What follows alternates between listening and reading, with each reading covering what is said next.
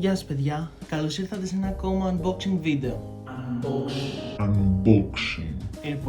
Λοιπόν, δυσκολεύομαι πάρα πολύ να πω τη λέξη unboxing. Γι' αυτό λοιπόν εμείς θα χρησιμοποιήσουμε τη λέξη ξεπακετάρισμα. Την τελευταία μου παραγγελία την έκανα από τον Nerdom και πραγματικά δεν θυμάμαι Καθόλου. ποιες φιγούρες έχει μέσα αυτό το δέμα.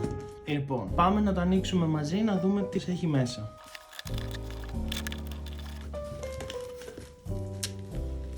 Λοιπόν, πάμε να ανοίξουμε τις φιγούρες.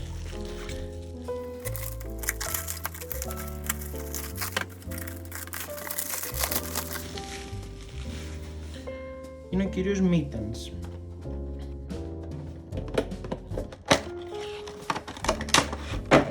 Είναι μια γατούλα που πραγματικά, αν δείτε την ταινία, θα την αγαπήσετε. Παίζει πολύ σημαντικό ρόλο και θα έλεγα ότι έχει και πρωταγωνιστικό ρόλο στην ταινία.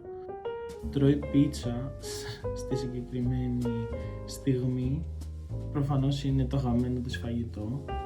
Βλέπουμε ότι το τρίχωμά της αποτυπώνεται με αυτή τη μαύρη σκιά. Φαίνονται ακόμα και τα παντουσάκια. Γυρίζει το κεφάλι της. Είναι πάρα πολύ ωραία φιγούρα. Πάμε στην επόμενη. Η επόμενη φιγούρα είναι η ψυχή του κύριου Mittens. Αν και αν με ρωτάτε, θεωρώ πως δεν είναι αυτό το όνομά του. Αλλά αυτό θα το δείτε και μόνοι σας όταν δείτε την ταινία. Δείτε πόσα διαφορετικά χρώματα και πόσο όμορφα δένει το ένα με το άλλο. Και θα συνεχίσουμε με τον κύριο Joe Gardner. Ο Joe είναι ο πρωταγωνιστής της ταινίας και μάλλον δεν θα σας πω. Θα το αφήσω να δείτε πρώτα την ταινία. Βλέπετε ότι τα μαλλιά είναι ανάγλυφο έτσι για να παραπέμπει στο άφρο μαλλί που έχει. Πολύ ωραίες οι λεπτομέρειες που έχει η φιγούρα. Μην ξεχνάμε πως δεν γίνεται soul χωρίς να έχει και ο κύριος Τζο την δικιά του ψυχή.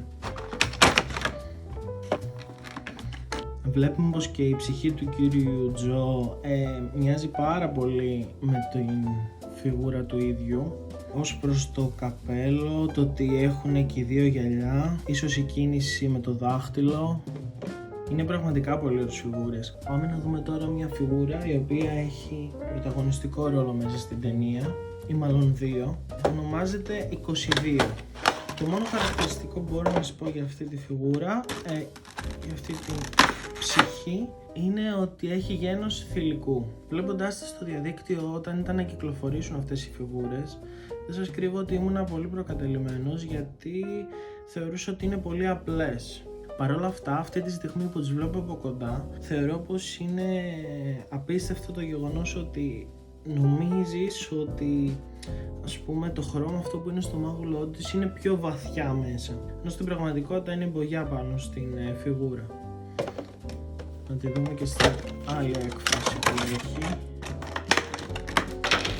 Εδώ. Νομίζω πως επιλέγω αυτή. Αν και τώρα που το σκέφτομαι απορώ γιατί έχω πάρει και τις δύο, είναι σχεδόν ίδιες. Αλλά οκ. Και πάμε να δούμε και την τελευταία φιγούρα από αυτή τη συλλογή. Είναι ο κύριος, βασικά δεν θα σας αποκαλύψω τίποτα για αυτό το χαρακτήρα. Θα το αφήσω να ανακαλύψετε μόνοι σας όταν δείτε την ταινία. Βλέπουμε ότι βρίσκεται σε μια στάση zen. Πολύ εντυπωσιακή φιγούρα και αυτή. Οι λεπτομέρειες στο σώμα του που κάθεται και τα μαλλιά. Σε αυτό το σημείο θέλω να σας πω ότι όταν ήμουν μικρότερος, ίσως και να είχα ήδη σπάσει αυτό το πλαστικό.